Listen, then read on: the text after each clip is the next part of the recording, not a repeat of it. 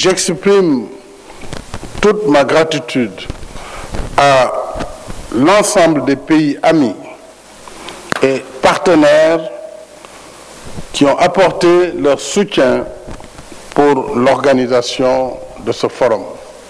Qu'ils en soient tous remerciés.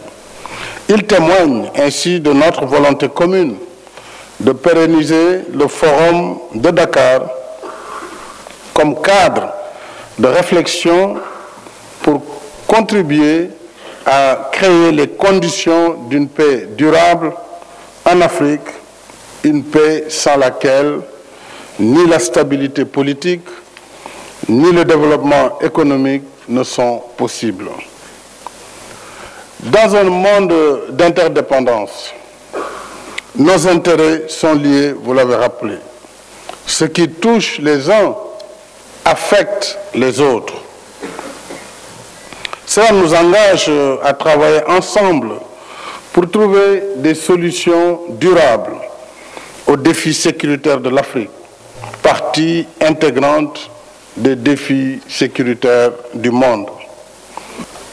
Qu'il s'agisse de la lutte autour du pouvoir, vous l'avez rappelé, Mme Mogherini, qu'il s'agisse des violations massives des droits de l'homme, de la répartition inéquitable des ressources dans les pays et des conflictualités liées à la dégradation de l'environnement, malheureusement, d'autres menaces à la paix et à la sécurité encore plus diffuses, plus difficiles à prévenir et à éradiquer, affectent de plus en plus notre continent, notamment et surtout le radicalisme violent et le terrorisme. Nous devons aussi continuer à investir davantage dans l'éducation, la formation et l'emploi des jeunes pour les préserver de l'exclusion sociale qui fait le lit des frustrations et de l'extrémisme violent.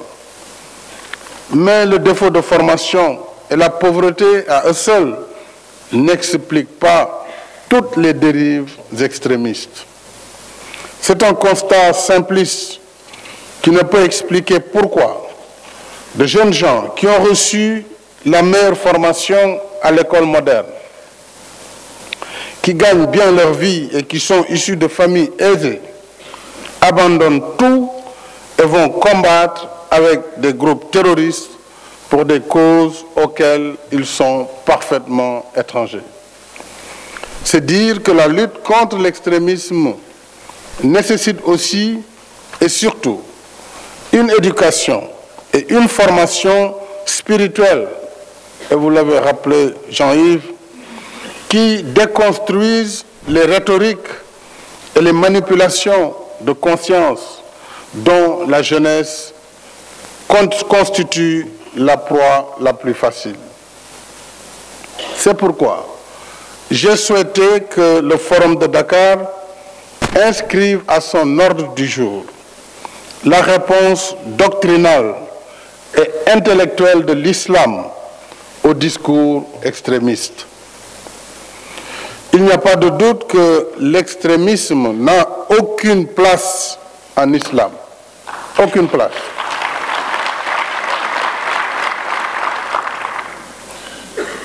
Aucune place parce que l'islam se définit lui-même comme une religion du juste milieu.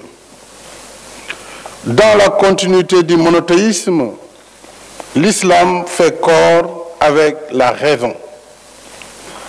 Il ne peut s'accommoder d'une paresse intellectuelle qui installe l'obscurantisme et les positions extrêmes. Je ne chercherai pas loin. Notre compatriote, le professeur Souleymane Bachir Diagne, en apporte une démonstration pertinente dans son excellent ouvrage intitulé « Comment philosopher en islam ». Il y rappelle comment en islam, la parole divine a toujours cohabité avec la raison discursive et le libre arbitre. Mieux, il illustre avec force détail comment en islam, il y a une obligation de philosopher.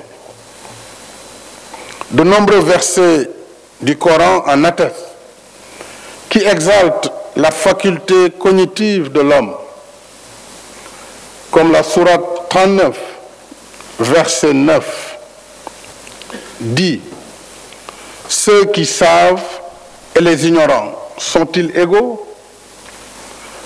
Les hommes doués d'intelligence sont les seuls qui réfléchissent. » Ou la sourate 35, versets 27 et 28, qui énonce que parmi les serviteurs de Dieu, les savants sont les seuls à le redouter. Du reste, l'injonction à la quête du savoir se retrouve également dans la parole du prophète Mohammed, paix et salut sur lui, lorsqu'il exhortait ses compagnons à aller chercher le savoir jusqu'en Chine. Eh bien, la Chine maintenant est proche à cause de l'aviation et de tous les progrès. Leurs enseignements et ceux de nos guides spirituels suffisent pour tirer chacun des ténèbres de l'ignorance et l'éloigner de l'extrémisme. Je suis persuadé que c'est véritablement dans les esprits, par l'édification d'une résilience morale et spirituelle, que nous pourrons ériger les remparts les plus solides contre l'extrémisme violent. Cela appelle bien sûr une mobilisation générale qui va bien au-delà de ce que l'État et la coopération interétatique peuvent faire. Tous ensemble, pouvoirs publics, élus locaux, société civile, enseignants, guides religieux, chefs coutumiers et citoyens, nous devons rester mobilisés pour éduquer, sensibiliser et alerter. Bien évidemment, je ne peux oublier la responsabilité des parents et des familles. Elle est fondamentale, cette responsabilité. Les parents et les familles doivent pleinement assumer la responsabilité de l'éducation de leurs enfants. C'est quand cette responsabilité est abandonnée ou déléguée à tort que la première ligne de front de la lutte contre le radicalisme court le risque de s'écrouler. Et quand ce front est perdu, la bataille sur les autres fronts n'en sera que plus difficile encore. Il vaut mieux éduquer un enfant pour lui éviter le gouffre du radicalisme que d'entreprendre la tâche plus incertaine de la déradicalisation, quand le mal est déjà fait. Surtout dans le lieu carcéral, puisque nos prisons, malheureusement, sont devenues des espaces d'endoctrinement et de radicalisation. Et il nous faut réfléchir aux solutions à apporter dans ce qui se passe dans les différentes prisons.